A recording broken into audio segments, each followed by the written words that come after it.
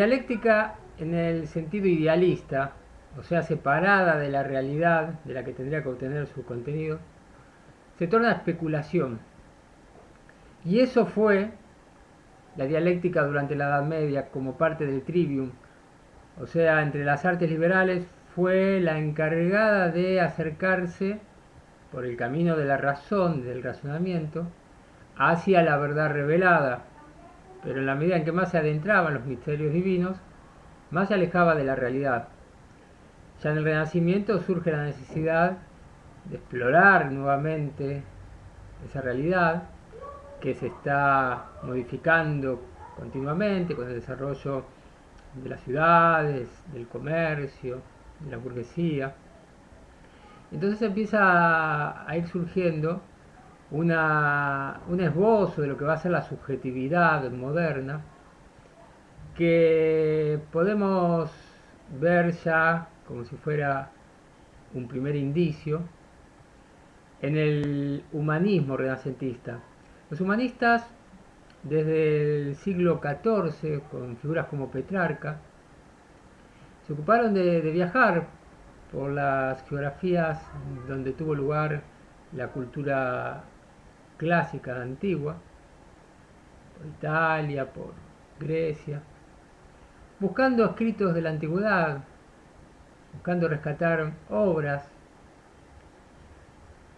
En el caso de los escritos, sobre todo buscando originales que habían sido tergiversados por los copistas, o se habían directamente extraviado, o habían sido censurados.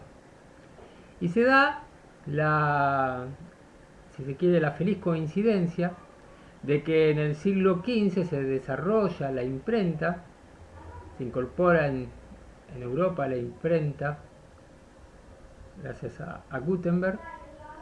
Entonces, buena parte de esos escritos recuperados ahora podían ser publicados, compartidos, leídos por, bueno, las personas que podían leer en esa época, que obviamente no era la mayor parte de la población. Pero bueno, gran parte del acervo cultural de la antigüedad fue rescatado. Y podemos decir que el humanismo tiene que ver fundamentalmente con eso. En primer lugar, el humanismo rescata la dignidad del ser humano, después de siglos en que fuera menospreciada.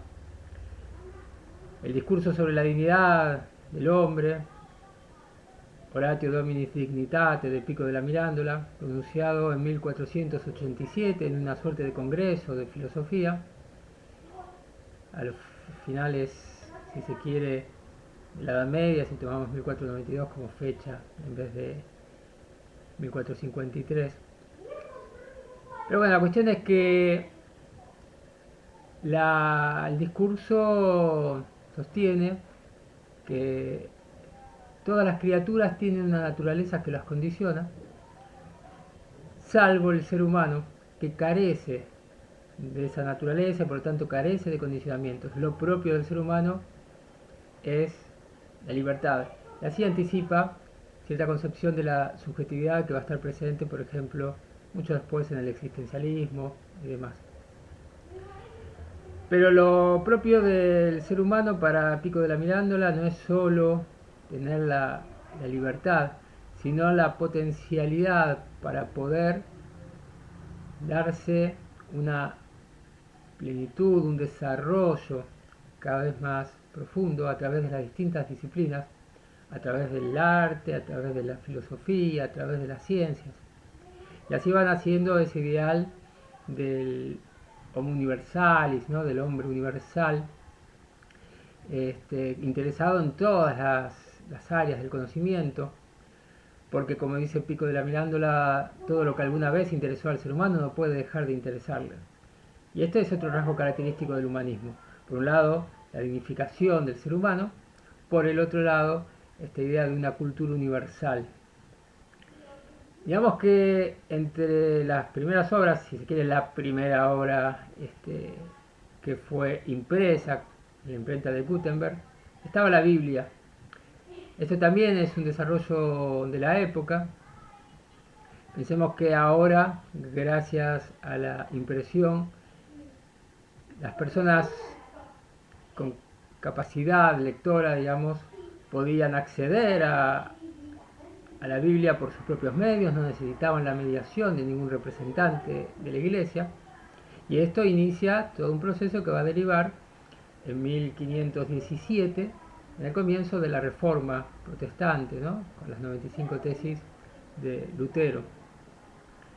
También hay cambios en la política, la llegada del hombre europeo a América y el conocimiento de nuevas formas de comunidad diferentes a las europeas genera, digamos, la convicción de que la sociedad está hecha por los seres humanos, no tiene su fundamento en la divinidad. Y con esto tiene que ver la aparición del príncipe de Maquiavelo, buscando la lógica de la política no ya en la religión, sino en la política misma. E inmediatamente después, 3 años después de la publicación del príncipe de Maquiavelo, la aparición de Utopía de Tomás Moro, un humanista, amigo de Erasmo, que imagina una sociedad diversa, o sea, hay un paso muy simple desde pensar que la sociedad la hacen los seres humanos a plantearse por qué no hacerla mejor. Lo característico de Utopía es, en principio, la simplicidad legislativa, o sea, unas pocas leyes bastan para regir esa comunidad, de tal manera que todos pueden conocer esas leyes. Ese es un rasgo característico de la utopía. Pero además, la ausencia de propiedad privada, la repartición de las horas de trabajo, de tal manera que todos trabajaran, pero por eso mismo todos trabajarían menos. Bueno, esas son algunas de las ideas que aparecen en Utopía. Tenemos entonces cambios en lo político, cambios en cuanto a la concepción religiosa, una puesta en cuestión de la hegemonía de la Iglesia, que también es política porque, bueno, Alemania estaba en discusión constante con Roma y Lutero no escapa a esa intencionalidad política cuando quiere desprenderse del papado. Y además tenemos todo un cambio en la concepción del ser humano, pero no hacemos un cuadro completo si no incorporamos dentro de estos cambios que tienen lugar en el Renacimiento a los cambios en los conocimientos astronómicos. Sobre todo me refiero a la revolución copernicana. Durante muchos siglos el sistema geocéntrico de Ptolomeo fue el que imperó. El sistema geocéntrico tenía mucha precisión, en un sistema muy desarrollado, pero estaba basado en algunos prejuicios, como la idea de que el círculo es la figura perfecta y por lo tanto el universo debería estar modelado con los círculos, por lo tanto las esferas debían ser circulares. Esto generaba algunos problemas porque órbitas como la de Marte planteaban cierta dificultad, ¿no? Porque uno cuando mira a Marte noches tras noches ve que aparece más avanzado, después retrocede, y esto no se correspondía con una órbita circular. Por lo tanto, tuvo Ptolomeo, para preservar la importancia del círculo, tuvo que agregar dentro del círculo mayor, que es la órbita, pequeños círculos subordinados, los epiciclos, de manera que la órbita de Marte se llenó de epiciclos. Así se podía explicar, por ejemplo, que cuando estaba haciendo uno de esos pequeños círculos dentro del círculo mayor, uno a la distancia viera que el planeta se detenía, retrocedía un poco, volvía a avanzar y retomaba la órbita, ¿no? Entonces, con eso logró una precisión enorme, pero sobre unos presupuestos que no convencieron. Lo que pasa es que, bueno, en ciencia, si no hay una teoría mejor, se sostiene la que tenemos como explicación, hasta que vino Copérnico y planteó la hipótesis heliocéntrica. O sea, básicamente, si el movimiento de Marte y de otros planetas no nos convencían, no nos parecían reales, quizá fuera porque éramos nosotros los que estábamos en movimiento. Plantea los 3 movimientos de la Tierra, el de rotación, el de traslación y el del eje de la misma. Fracasa en su intento de eliminar los epiciclos, porque después de hacer muchos cálculos se da cuenta que tiene que incorporar incluso epiciclos a la órbita de Marte, pero inaugura un movimiento que va a implicar una transformación radical de nuestra concepción del universo, lo que conocemos como la revolución copernicana. Después viene Kepler, que se da cuenta que con solo alargar un poco las órbitas, o sea, plantearlas no como circulares sino como elípticas, basta para eliminar todos los epiciclos. Y después, bueno, viene Galileo, pero ahí ya entramos en la modernidad, porque ahí empiezan los descubrimientos que convierten esta hipótesis de Copérnico en algo ya que puede ser llamado científico, digamos. Galileo básicamente aporta aquellas observaciones que hace con el telescopio, básicamente las manchas del Sol, que mostraban la imperfección del Sol, y si el Sol era imperfecto, entonces lo imperfecto es imperecedero, por lo tanto todo esto puede desaparecer.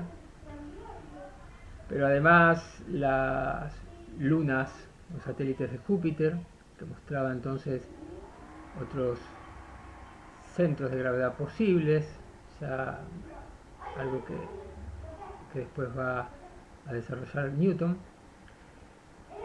La enorme distancia de las estrellas con respecto a la Tierra, lo cual de alguna manera venía a verificar la hipótesis de Giordano Bruno, que había sostenido que el universo era infinito y había sido castigado con la hoguera.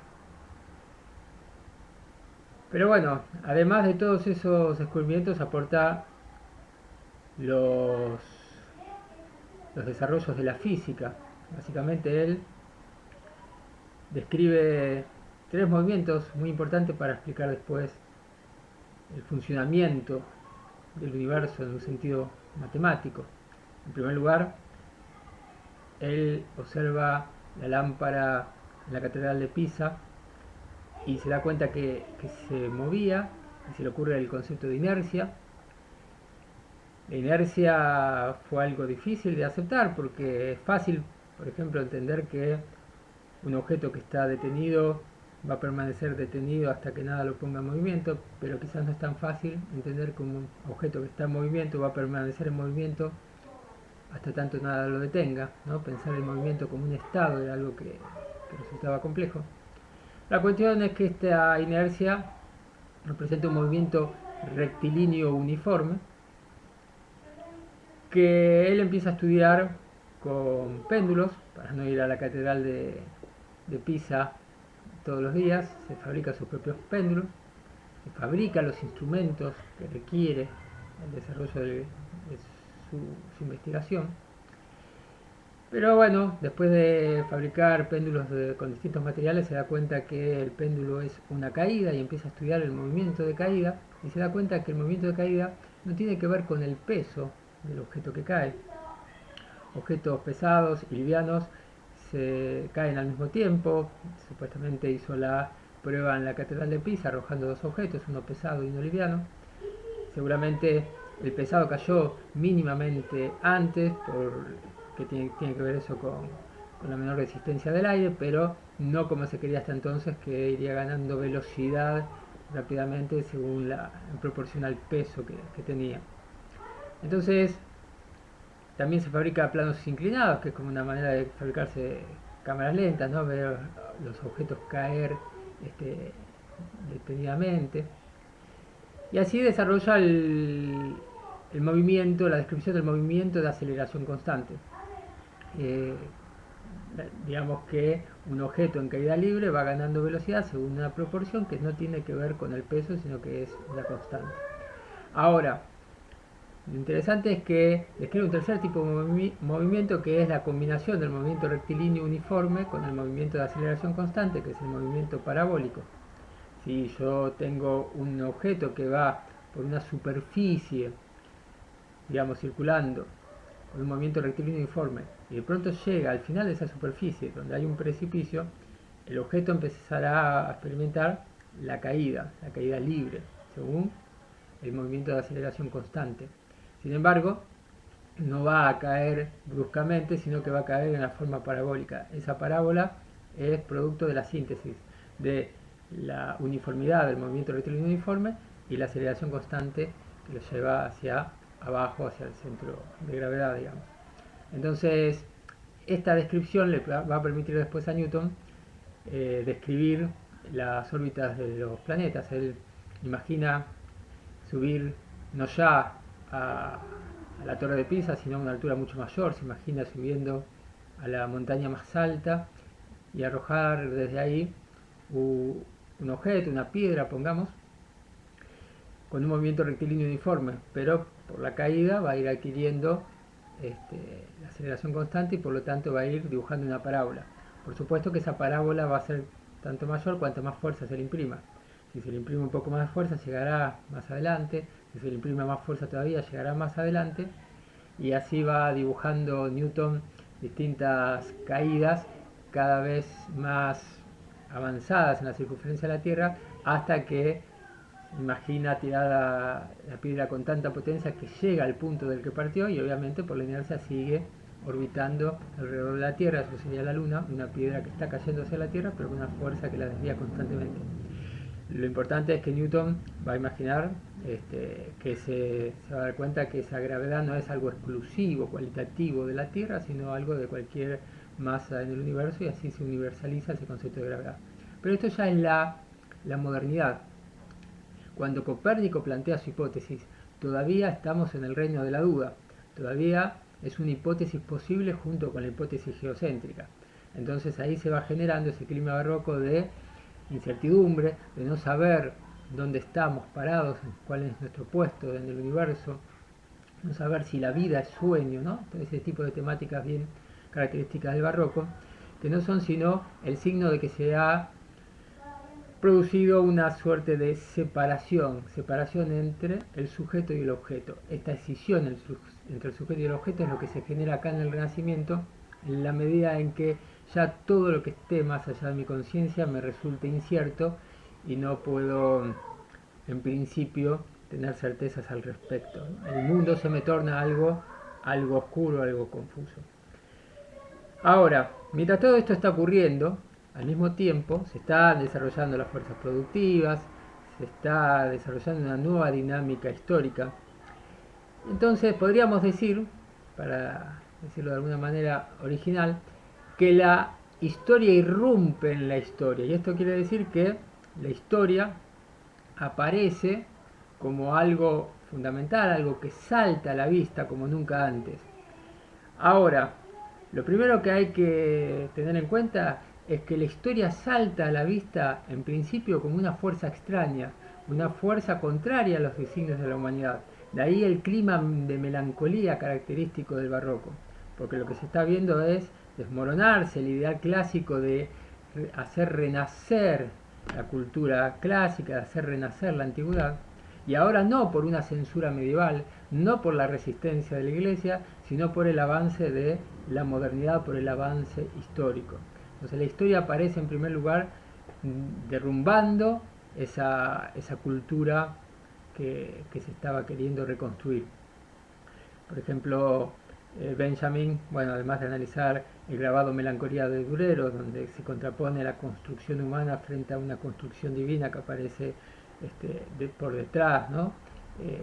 Con todo su esplendor, mientras que en el primer plano tenemos la construcción inacabada, inconclusa de ese ser divino, semidivino, cuya semidivinidad no le alcanza para construir sus proyectos.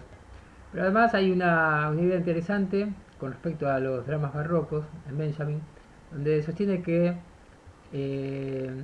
la teoría de la soberanía tuvo un periodo intermedio que tiene que ver justamente con esta época, en la cual ya no estaba fundamentada en la divinidad, en la religión, teocráticamente, pero todavía no estaba fundamentada en el contrato, y por lo tanto el soberano aparecía sin fundamento, teniendo que encarnar la historia, teniendo que hacerse cargo del peso de la historia, una suerte de estado de excepción para llevar adelante una historia que siempre lo sobrepasaba en fuerzas, y de ahí toda la tragedia del soberano, ¿no? Bueno, esta es la primera aparición, primera irrupción de la historia. Sin embargo, lo característico de la modernidad va a ser asumir esa energía de la historia, tratar de alguna manera de, de asumir las riendas de esa historia, y cuando eso ocurra se va a desarrollar el concepto característico de la subjetividad. La subjetividad va a adquirir su sentido pleno y la dialéctica misma va a adquirir un sentido más desarrollado como una suerte de síntesis entre la subjetividad y la objetividad. Y es esto lo que trata de explicar en la lógica Hegel, cuando comienza sosteniendo que la verdad del ser es el devenir, y sin embargo después ese devenir se va desarrollando, el concepto se va desarrollando hasta arribar al concepto de espíritu y después traspasar a, digámoslo así, a la fenomenología del espíritu, ¿no? Pero el espíritu ya aparece en en la última parte de la lógica.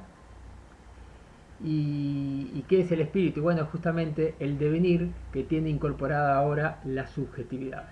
Ese es un concepto del devenir que profundiza el viejo concepto del devenir que le debíamos a Heráclito.